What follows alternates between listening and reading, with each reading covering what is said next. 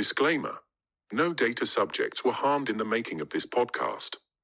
Welcome to the Privacy Bar and Bants podcast. We make privacy awareness simple. Sit back, relax, and grab your darkest privacy myths and misconceptions.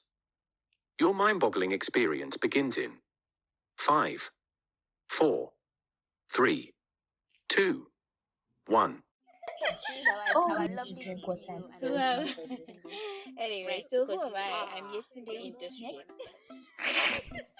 Next question. Next. Hi, this is Mitchel Ondili from Women at the Table. And in this episode, we talked about data protection in Africa and the connection between privacy, AI, ethics, and data protection. For a celebration of Privacy Week, we went into the logistics of having a robust data protection framework. We went into the peculiarities of the African continent and why our frameworks need to be ours and not borrowed. And we also tackled some of the trickier questions of large language models, of how do we define AI, and what is it that we need to do to be able to achieve some of these solutions that we are so desperately seeking on the continent. Okay. Jabo, how have you been? What is your what's your week been like? It's been Privacy Week, right? Oh yeah. So, my week, I mean, it's been great, but it's been a bit tiring, right? I typically like to follow most of the things that go on in the space, right? But this week it's been a lot, it's been data protection week, and there's one event or the other, or one webinar or one workshop. And sometimes I look at the goal and I'm like, are we really doing what we're supposed to be doing? But I mean, it was great. A lot of things happened that were quite nice. So yeah, it was a great week. Let me, before I go on and give my comments about Privacy Week and the drama, we have Michelle with us today.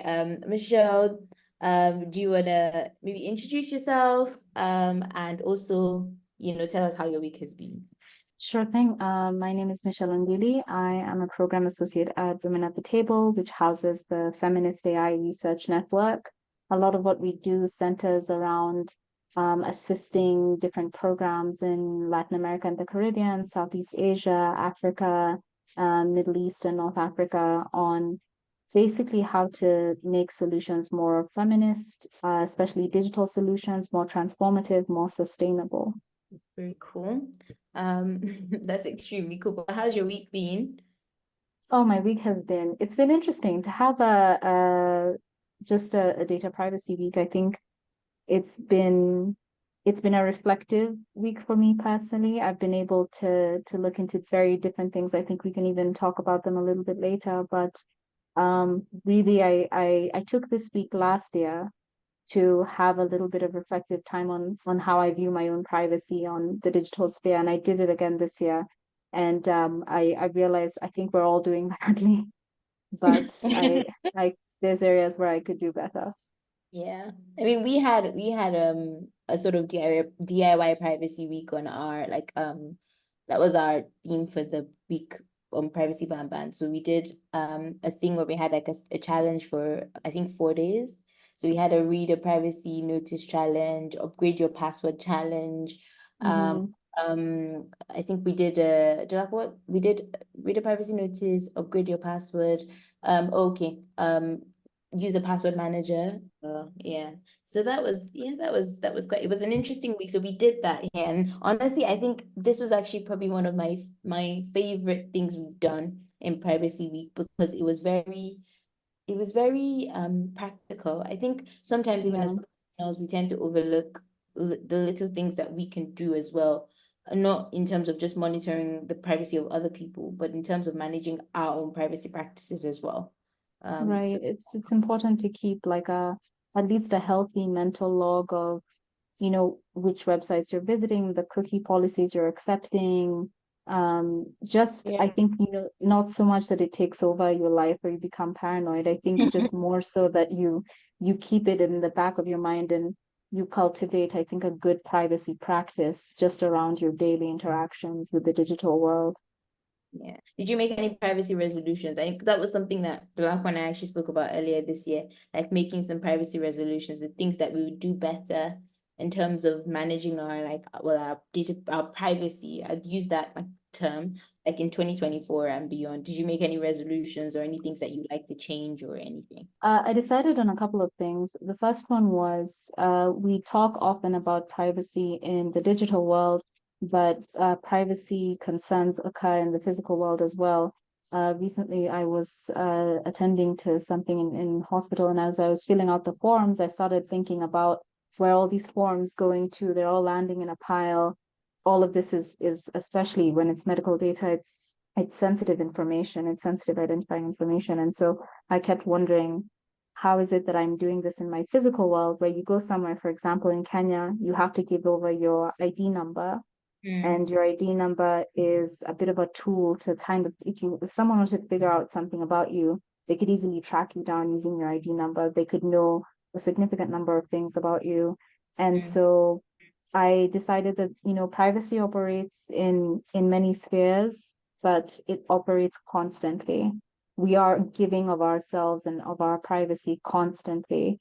And so what we need to do is essentially develop a healthy practice. So for me, it was monitoring, asking questions. I asked, for example, at the hospital, where is this going? Where does this go in the end? And if I accessed it or if I requested it, could I get it? And I received a very confused, what? Why are you asking that? No, but I decided to be far more vigilant about my non-digital privacy interactions as well.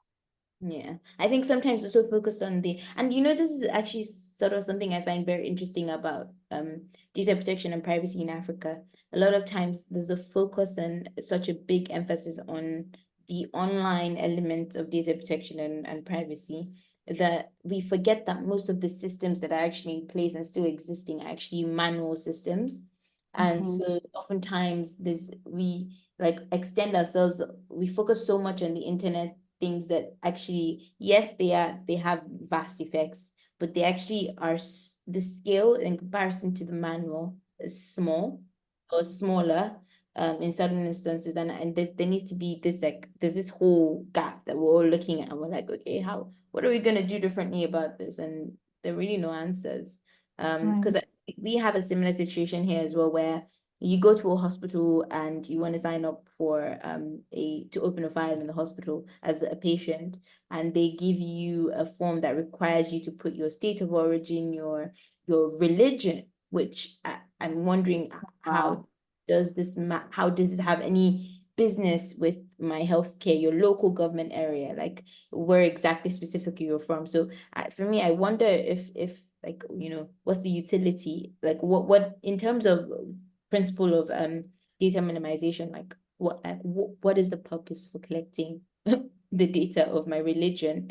Not I think sometimes that medically, I think they require like knowledge of some religious affiliation. So some religions don't allow you to they don't take blood transfusion, right? And so that might be information that's crucial for the hospital to treat you. But I think I don't think that's supposed to be an open question. What is your religion? It should be more like, wait, are you this religion? Or are there any sorts of medical treatments that your religion wouldn't allow you? So not in the sense that you're asking me my religion, which is a blanket question that we all have to answer, and which you have no purpose or utility for, but you're asking a more targeted, specific question that you then go and put into your manual system.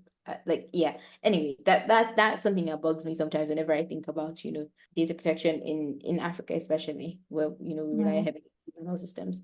How was, in other news, was there anything you found a bit annoying about Privacy Week this year? Delacqua, oh no, Michelle, you can go on. That was for you, and Delacqua was just saying like the question's open. Sure. Well, I think one thing that I find annoying is sometimes we might be focusing on how we develop a language for privacy in the digital age is really not very different from how we develop the language of privacy in the non-digital age. And I think the more that we confine it or constrain it to very high level or very high level sounding things, the less that we can actually reach everyday people and tell them about everyday privacy concerns. So I think one of the main features is is focusing on not just the different strategies, but also information is key, but how we deliver that information is I think even more important, because saying, for example, if you were to ask in the context of the digital age, what is a cookie? And you were to take a sample of any demographic population, you might find the answer varies vastly. So the messaging, I think, can seem very high level sometimes. And that was something I thought maybe we need to be able to demystify, to break it down, because as much as we can take some of the language for granted, that we already know it, we know what it means, we know what it stands for, we know what it means to opt in or opt out. I think we need to remember that we are trying to foster a privacy for all situation and be a little bit more insistent on how we deliver the communication. A funny thing, I shared your sentiments. Like, I think even one thing I found annoying was the fact that Privacy Week feels sometimes like it's for privacy professionals. And I think that I'm not sure what the intention was at the beginning, but I think that it should actually be more focused towards the data subjects. So Right. so there should be like data subjects, small businesses and controllers, like things that would actually equip the vast majority of people that are handling of, I guess, people whose data are being handled. There be people that need to be enlightened or made aware of things that are going on. I think that should be a bit more of an emphasis. I don't see that often. And I'm glad that we decided to do something differently as well this year by doing the data protection DIY privacy, so everybody could sort of getting on it and not just something that is for the select few, like maybe professionals, Yeah. Jolakwa, did you find anything annoying? I don't know. I sound like a hater, but I think there was just, I mean, like you guys mentioned, I think there was just too much buzz around nothing. That's how I saw some of the activities, right? It was a lot of it felt more ceremonial than really creating awareness for people who needed this, right? And I'm thinking in terms of talking about manual systems, talking about governmental agencies, talking about what data subjects should know, how they could protect themselves. Really like really sharing things that they could do, like practicable things now, not just things of the air, like just tell someone, oh, protect yourself, right? How, right? Really sharing the how and procedures for people to protect themselves, right? I think that bit was a bit missing. But generally, I mean, nothing is a waste, right? As long as it's enlightening and people are learning. Yeah. I mean, not bad. Nothing is a waste. Nothing is a waste. I think, in fact, you know what? I'm very happy about, and I didn't, I think this is even worth pointing out, like how much this year Privacy Week felt more substantial than it has always felt. I don't know if anyone else felt that way. So it felt as though like there was a lot of buzz, there was a lot going on, there were activities more active than the last year that we had. I don't know, Michelle, do you feel the same way? I think so. And I think the more that we move toward an increasing interest in this space, the more of those activities that we're going to have, which is great. It's great to have them represented in different spheres. It's great for different bodies to be thinking about privacy, because privacy really is, as long as, the person exists, the person's privacy is going to exist. I noticed that there's definitely a bigger wave, but I think it's only going to get bigger. And I think that's a good thing, as long as we don't lose sight of what we need to actually consider in terms of education and outreach. Yeah, that's pretty good stuff. But it was nice that it was Privacy Week anyway, and we're recording this episode right after Privacy Week. So Dorak and I actually do this weird thing where we do like I was today years old privacy edition. I don't know if you've seen those videos on social media where you do like I was today years old when I found out that this hole in the middle of the spoon is to make sure you can stick a spaghetti in it or something stupid like that. But like a privacy edition version where we just share like some of the stuff that we came across in recent times that we thought was interesting or fun or whatever. I mean, do you want to go first, Michelle? Yeah, sure. Actually, today I attended an event that was being hosted jointly by Amnesty International and the Center for Intellectual Property and Information Technology Law here in Kenya. And we had one of the representatives of the Nubian Forum. The Nubians are a community, well, they're categorized as kind of a community that's seen as a fringe community, at least in terms of how they're represented. They're marginalized very heavily. And so I learned that whenever they're going to, for example, get their identification card, they're subject to vetting, which is really interesting. And it happens to nobody, I mean, no other community that I knew of, but they're subject to such rigorous vetting that intimate details of their lives are questioned. For example, they're asked, why did your mother marry this type of person? Why are you this particular ethnicity? Why is your last name this? And why do you come from this community? Which I think is a massive, massive privacy violation.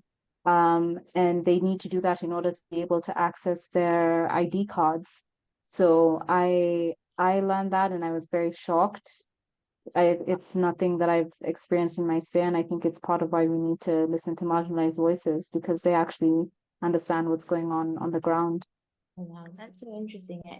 First of all, I didn't even know about that community, but even wow, that there's like, so when you say rigorous vetting, like, so they like, these are extreme questions, in my opinion, and these vettings are done by the government in the process of issuing the ID card. Yes, so essentially it's because Wow. they question their origins.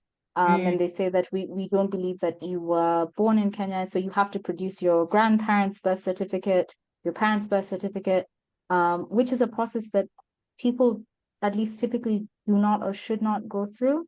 And so the vetting is done to ensure that they, or to ensure, at least in terms of governmental thinking, that they are Kenyan citizens, so they must prove that they are Kenyan citizens before they're allowed or issued with ID cards. Wow, that's really interesting. It's quite extreme, actually. Very extreme. So for this particular community, this has been going on for like forever. Yes, it's been going on forever. I remember it's why we've had such issues with developing a digital ID framework, because as one of the speakers had mentioned, it's an exclusionary framework. So when you can decide who to include, you also decide who to exclude. And so they've been excluded really for as long as Kenya's history has persisted. I mean, I can imagine how difficult that must be for people in that community, because I know that this will probably even affect them being able to vote during elections, being able to access certain kinds of things that other people can access. And thinking of how easy it was to keep records for grandparents and as far back as those periods, I'm imagining how difficult and, how it must be for them. But I mean, it's not great to hear. Yeah, it's definitely, and considering that again, all of what is demanded or required by the government is your personal information, your personal identifying information.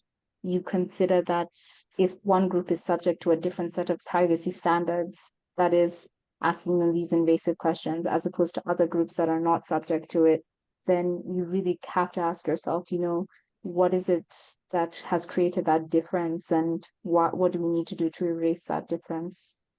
I think this brings up the issue of compliance in government. I think this is the elephant in the room that we all don't address on this continent. It feels like the elephant in the room. Like we see like regulators giving out these enforcement notices, and we're like, but is the government itself complying? Are you complying as a regulator? Are you sure you're complying? I think it's one of those things that it really, then you like, I mean, you see then like situations where the government itself is being one of the largest controllers in Africa as far as we're concerned with data. Right. Itself is not quite complying, and then sort of is a situation of, even in our efforts and attempts to enforce or seek compliance with companies and corporations, is there a bit of hypocrisy? I think this is the $1 million question. This is the $1 million question, but I guess compliance has to start from somewhere. So I mean, we've had a very nice, interesting peripheral chat But before we go, and I was wondering, do you have any myths that you would like to share? Any privacy myths that you really like to, squash on this episode, and this being your chance to do that? I think I would like for this to be a myth that there's a little bit of a feeling of futility around some of our data, especially when it comes to big tech. And there's a concern that, well, they've already collected all the data that they could on you. They're still going to collect it on you. It's going to happen in perpetuity. And there's almost a bit of a giving up that we've already given them all this data and it's in their hands and they have their power. I think I'd like to break that and really to emphasize that we do have very practical things that are happening in terms of enforcement, in terms of practically clawing back some of these little bits that we feel have been given away or that we gave away without knowing or without thinking or without informed consent. And so I think despite the fact that we see big tech as this almost monolith of our personal data, it really is just our data. And we can claw it back and we can take it back. So I'd like to bust that myth that it's this impenetrable, all-knowing, all-seeing thing when it comes to us. I mean, I totally agree. And I think particularly every time I see the phrase data is the new oil, I get really upset because of the kind of message it sends. I mean, it just sends this, it creates this whole utility mindset towards data. And I mean, it's to be used in a very, very not so great way. So I totally agree. Yeah. I see sometimes when they say data is the new oil, I mean, because it's made millionaires and billionaires and, out of people. Because, I mean, having access to the data has changed the dynamics of so many markets. But I mean, that's a different conversation. That's a different conversation. Okay, so onto the main chat for today, I think. Michelle, are you excited for the conversation of what it is supposed to be? I am, I really am. Okay, so today the main chat is about AI and AI regulation in Africa. I feel like 2023 was the year of the AI. Michelle, do you agree with that? Do you think not? How do you feel about that? If I see 2023 was the year of the AI, it was the year of ChatGPT, it was the year of all sorts of, things AI related. It felt like everybody was talking about AI last year. I think when we consider the terminology, in a way, maybe you can argue the last 5 to 6 years have really been the years of AI, the years of big data, big tech. Last year was a huge year for large language models. And I think, unfortunately, AI kind of means nothing and everything.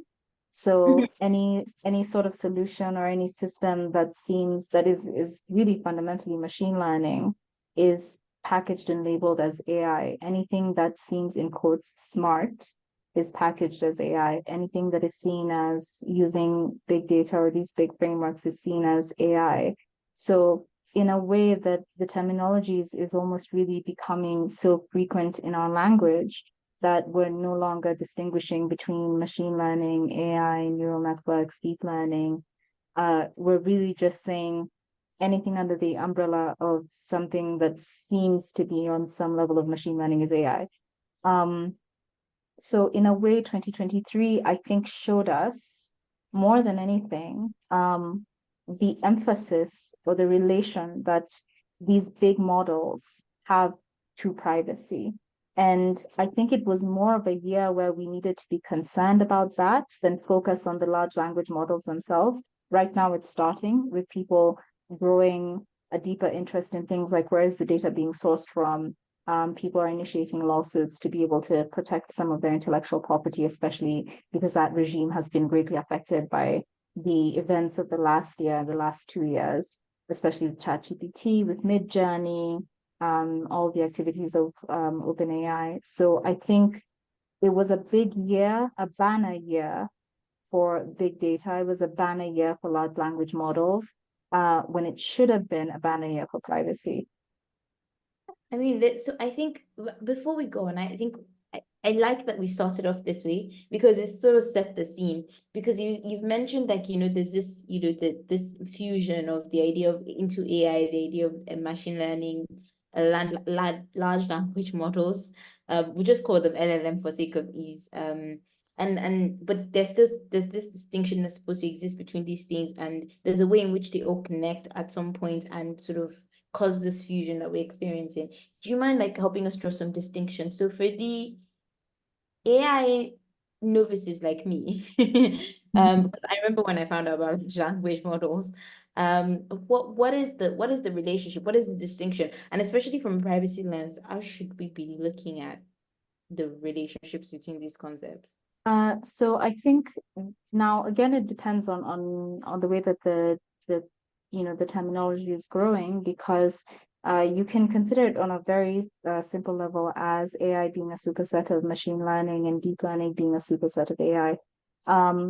But one thing that we really can use to be able to distinguish it is, and I think this was articulated very well in the current EU AI Act, is AI currently is being regulated as a family of technologies that are related to a set of mathematical operations, which in combination with large amounts of data, so which it's fed, so they can iterate on that data and they can optimize that data. And that's a bit of what we consider AI, while machine learning is more a little bit below that, and it's more of just kind of mathematical processes.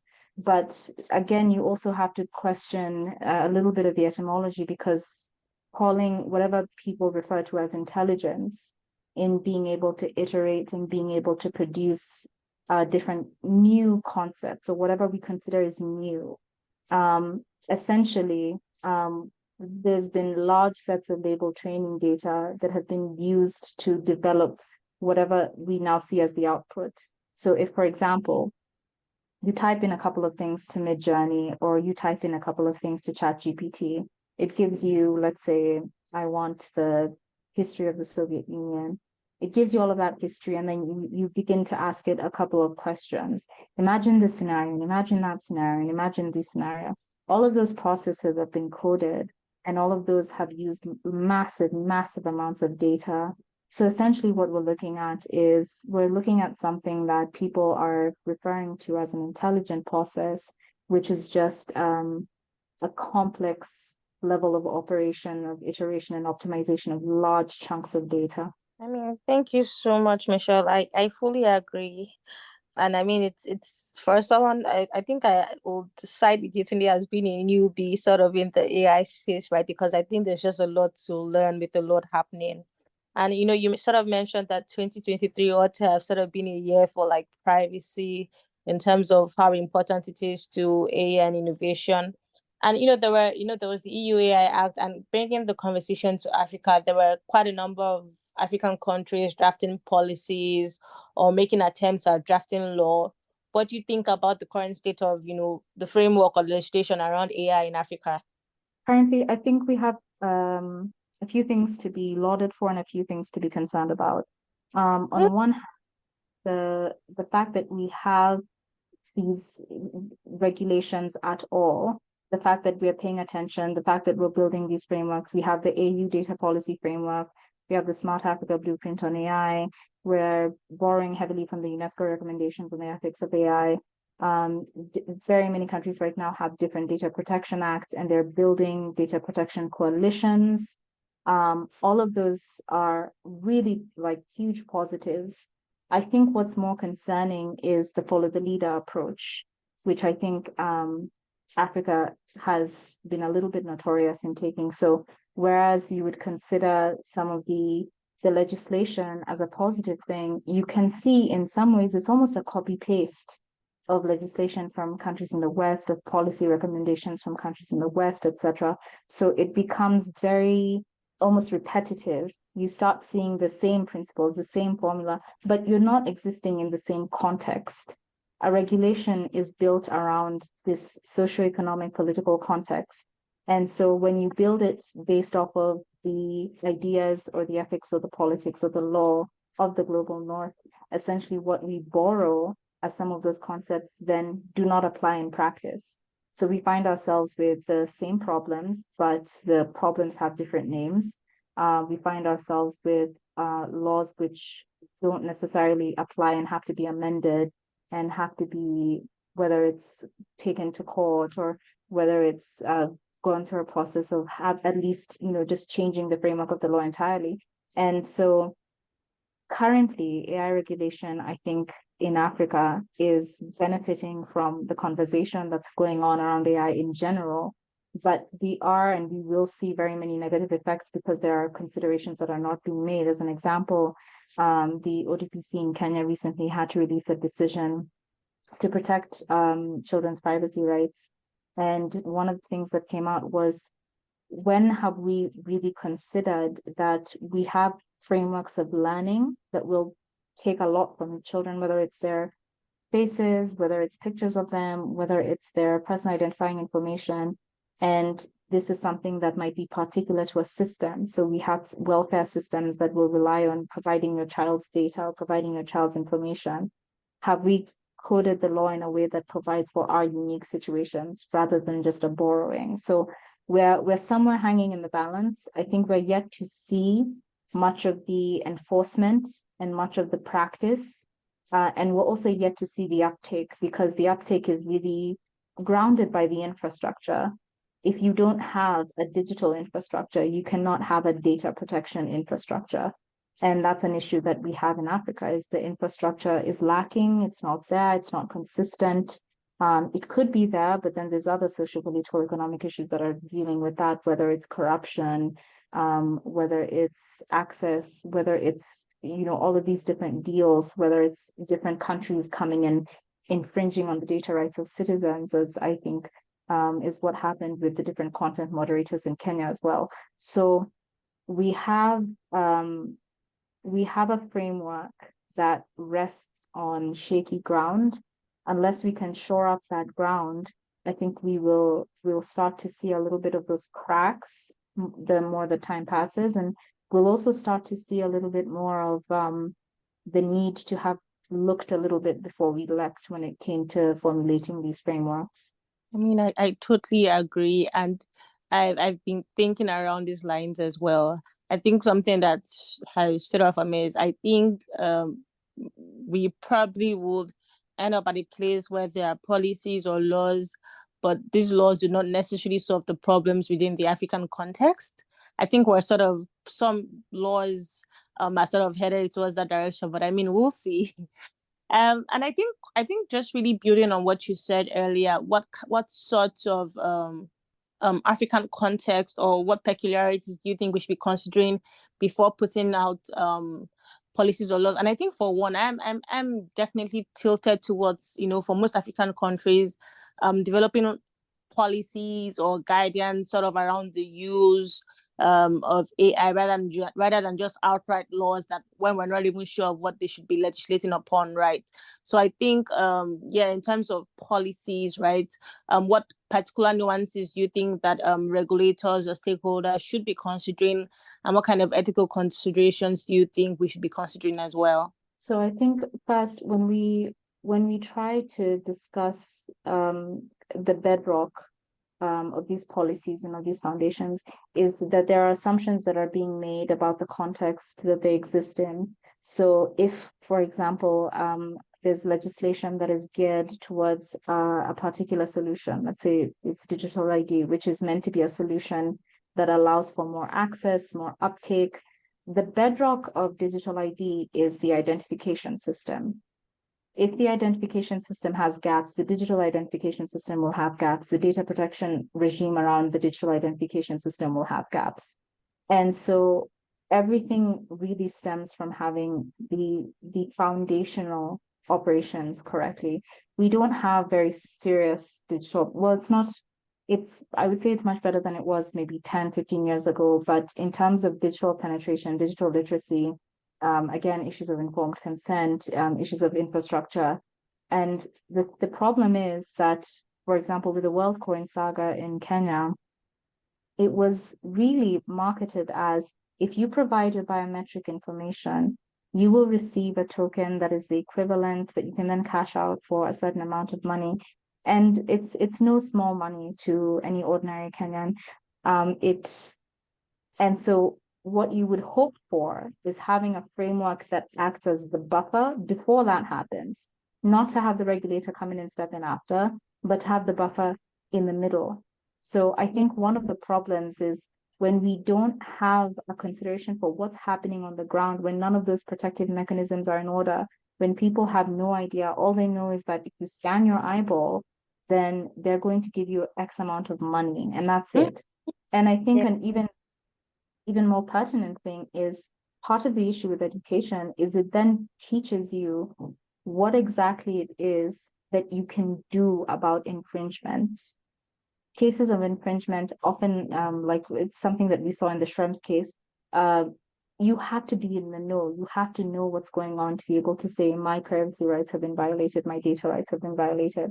So I think really the point is if we have systems that can undergird our particular framework, because we do need literacy. We need literacy, period. Not even data literacy, digital literacy, data protection literacy. We need literacy, period, before we begin to have some of these discussions. And unfortunately, you know, if we put the cart before the horse, we're not going to go anywhere. If we say we have a very robust system, we have a very thorough system, we borrowed principles, we borrowed the law, we have, you know, but on the ground, our social, political, economic system is segregated in most, well, at least in Kenya, there's issues that are relegated to tribal issues, there are issues that are relegated to poverty, to even just figuring out like how do you work out the ethics of a system where the system of a system that you feel is corrupt inside and out.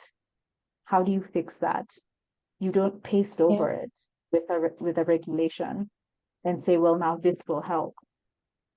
All it does is it transfers the platform of that kind of corruption to a different medium. So I think based off of the different peculiarities that are within our context and within our situation, there are very tenuous political situations in Africa. There's very tenuous political situations in connection directly with big data.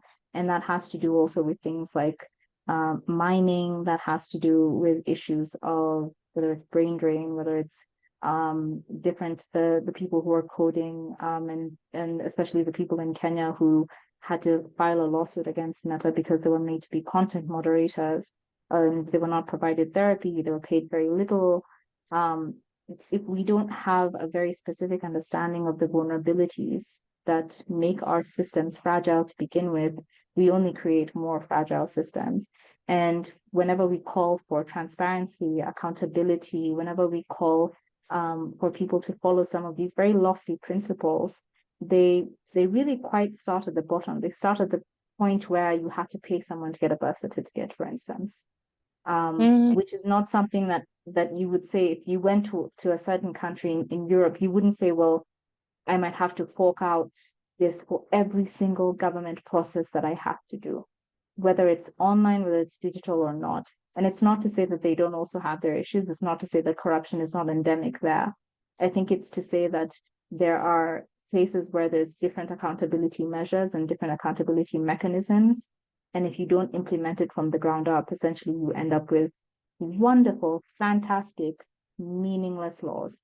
Thank you so much, Michelle. I mean, you said a lot, right? I'm thinking about most of the things you said already in terms of what kind of context we should be looking at in, creating or co-creating policies for, I think general policies. And I love the fact that you mentioned it's not even just digital literacy, right? Just literacy first. And then, before we even think digital for a lot of, rural or vulnerable people. So, I fully agree.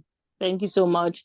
And so I was going to, still on those policies and what we should be looking at, what kind of, there are probably general ethical standards, general ethical standards as well as, principles, right? So what kind of principles or ethical standards do you think we should prioritize when, looking at creating these policies or setting standards, in terms of ensuring self-regulation? With specific emphasis on the Africa elements, because you mentioned the idea of the ill-fittedness of some of the regulations and policies that we implement and the ones practical reality. So I think interestingly, I there's a couple of different documents that I think are attempting to address some of these issues, especially in their relationship to how it affects private citizens in Africa specifically, like the AU Data Policy Framework. We have the Smart Africa Blueprint for Artificial Intelligence in Africa.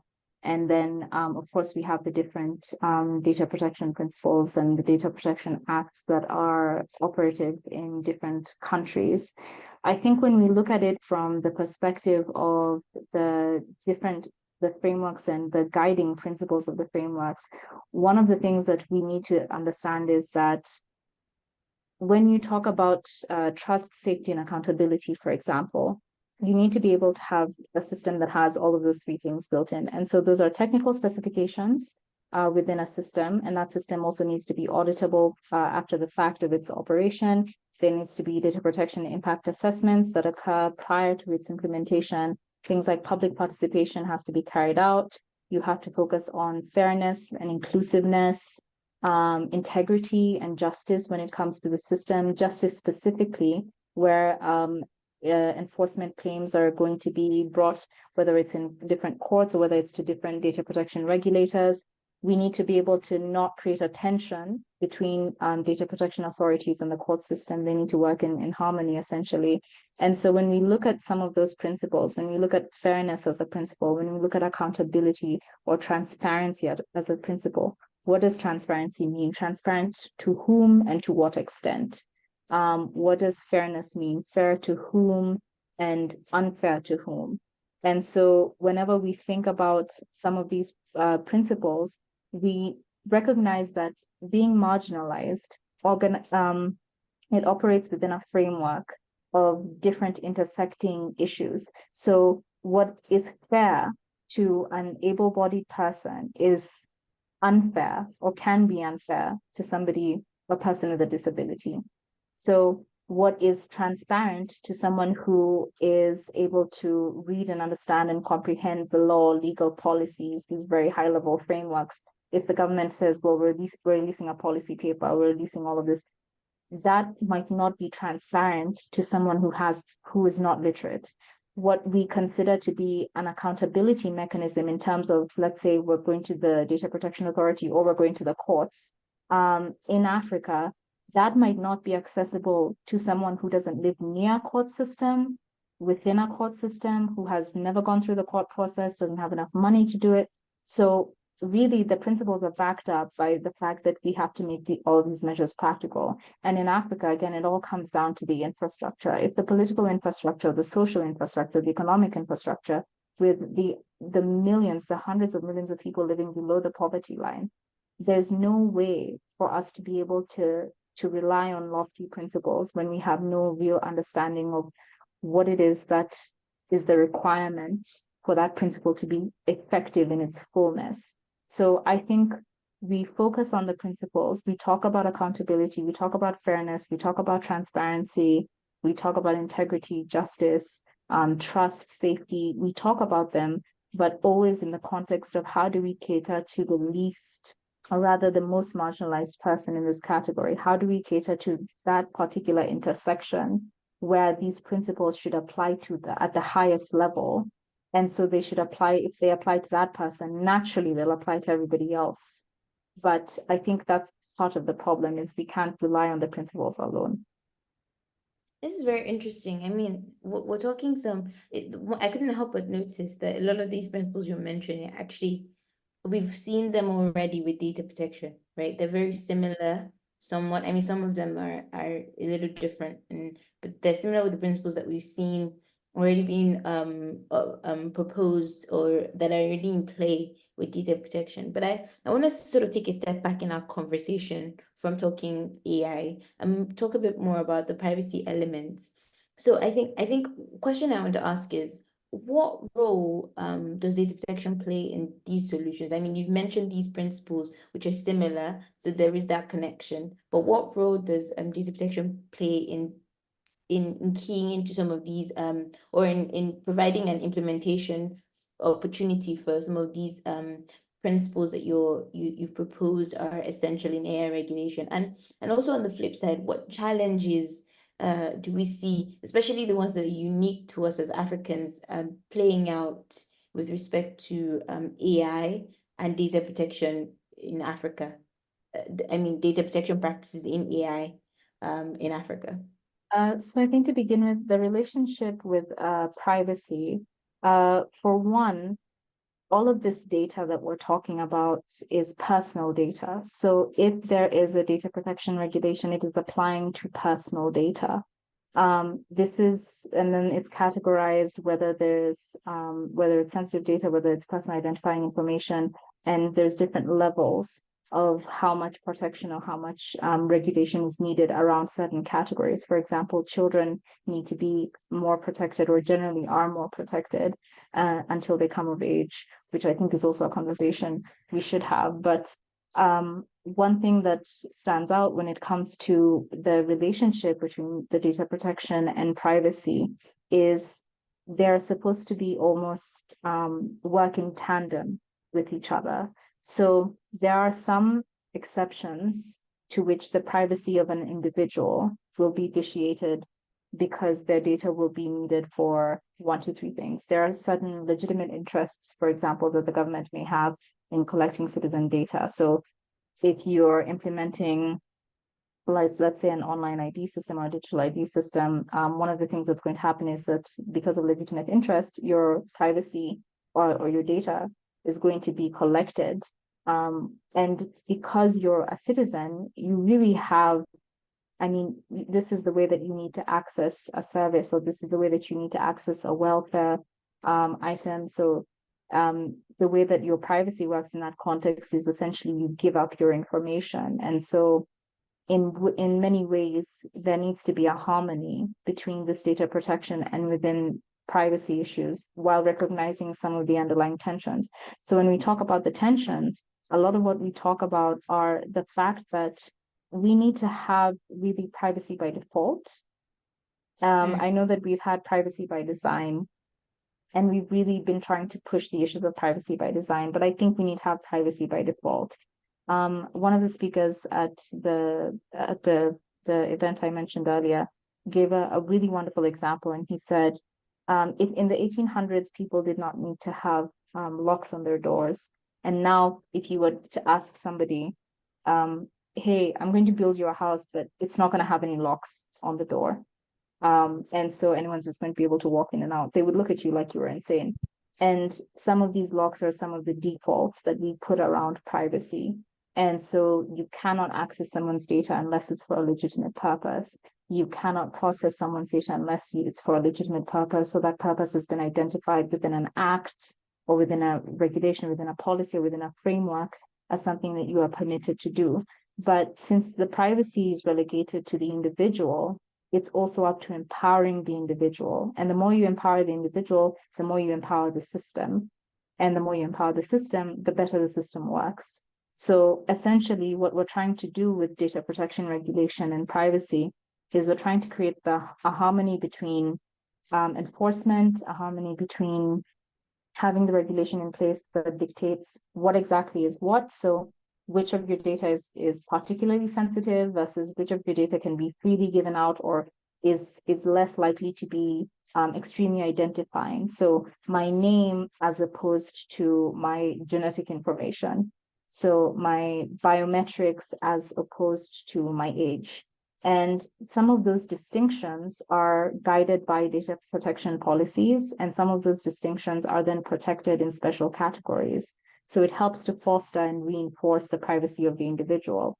But on the other hand, the harm that it does is that without that information, really, if I'm working for a company and I'm working and the company doesn't tell me that they require my fingerprint because I need to go into the office every day. And so they use a biometric scanner.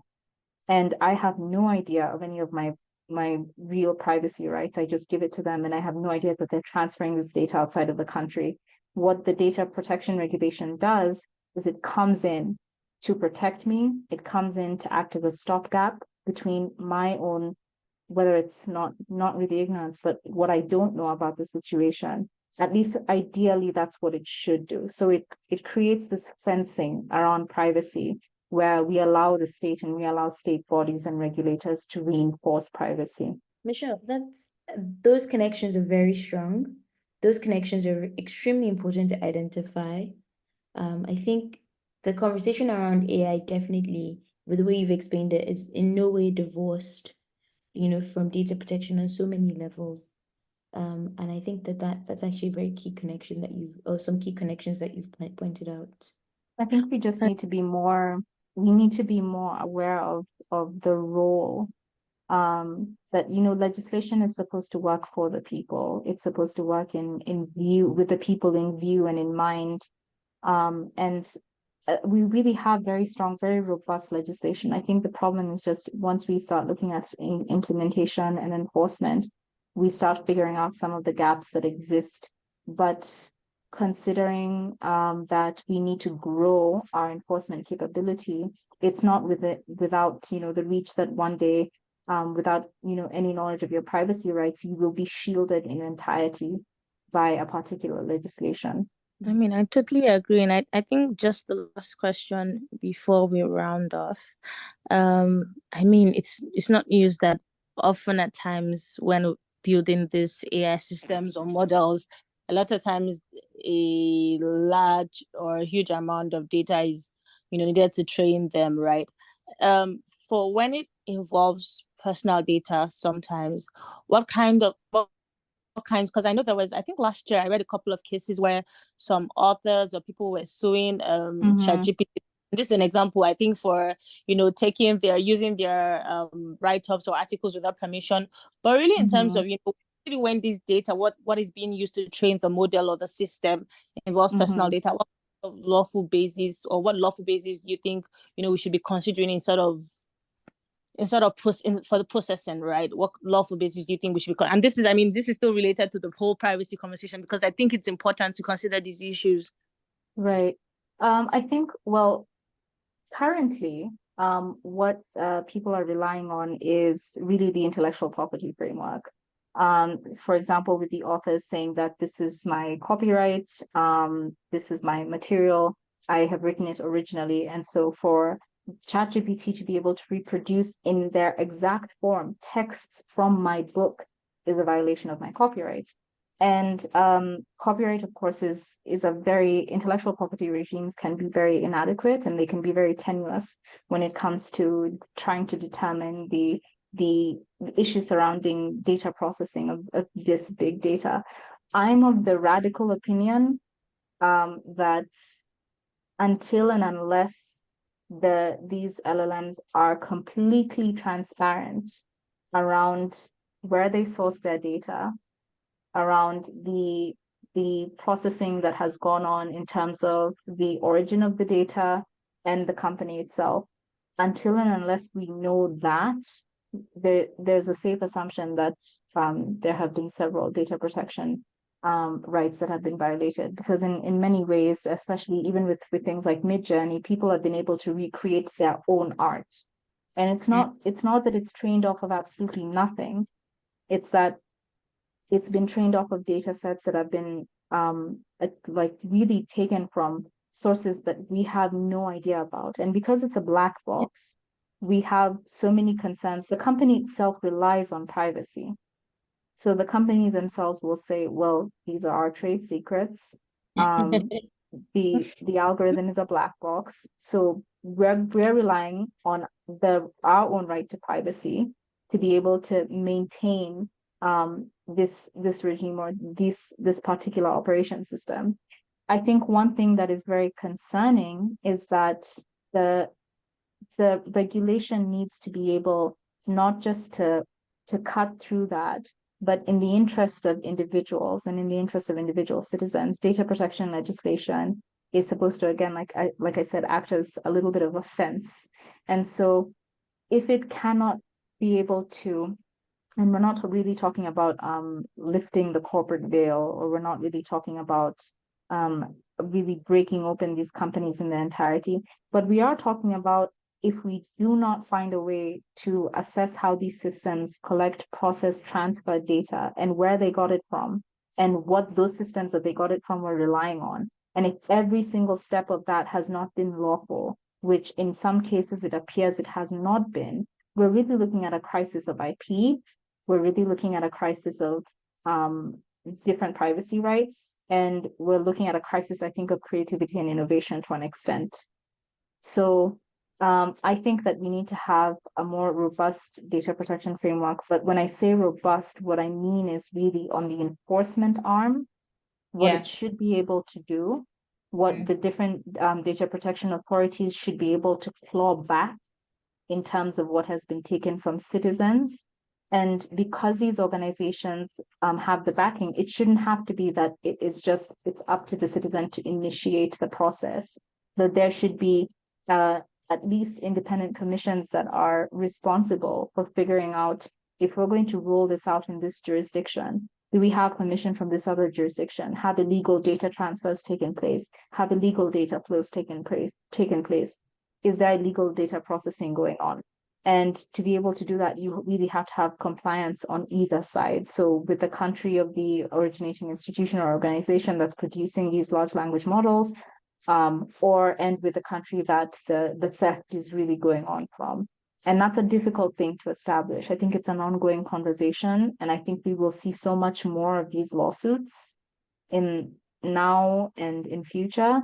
And I think until and unless we found a way to make that enforcement arm more robust, we still have a lot more to worry about. I mean, I was going to ask you if there was any regulatory stride you could take, what would it be? But I mean, I feel like you just answered that very, very, very like clearly about, I mean, but is there anything else that you want to throw in there that could maybe just stave off some of these challenges that we've discussed? I think one of the principles that really applies in this case is explainability. Being able to understand exactly how a system works and the way that a system arrives at its conclusion is something that should be enshrined under any and every data protection framework, because that really lends to issues of informed consent. It really lends to issues of public participation and being able to develop, again, that knowledge infrastructure that you need every citizen to have in relation to their data. So I think I would put the emphasis on explainability, and I would put the burden of proof on these large language model companies that are producing all of these to prove that they have not committed this serial theft. That involves very many complicated legal processes. So I'm personally just curious to see how it will play out in the legal context, and hopefully we find a much more not just a robust solution, but also a solution that can endure. Because I think some of the fear that we have is that it can be one data protection authority that protects the rights of one citizen who has come forward with a complaint. We need something that works for everyone. I mean, thank you, Michelle. This has been such an enlightening conversation. I think I feel like not enough AI and data protection conversation go in depth as to look at the different dynamics or different tiers to which these things play. And it's been such an exciting conversation with you. Thank you so much for coming on the podcast. And honestly, it's such a delight to have you. And we hope that you come back, that we haven't scared you too much with our questions. Thank you so much for having me. Yeah, and that we fulfilled the promise of making sure you have a good time. I did say in the email it will be the highlight of your week. So I do hope it has somehow put a bright spot at least in your week.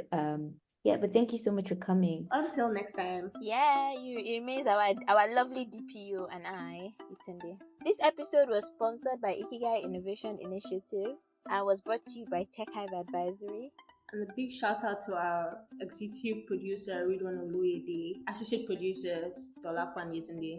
This podcast was edited by Ayonfe Aino, shout out to her, and our podcast associate, Victoria Adaramola, and graphics by Okwe Abujade.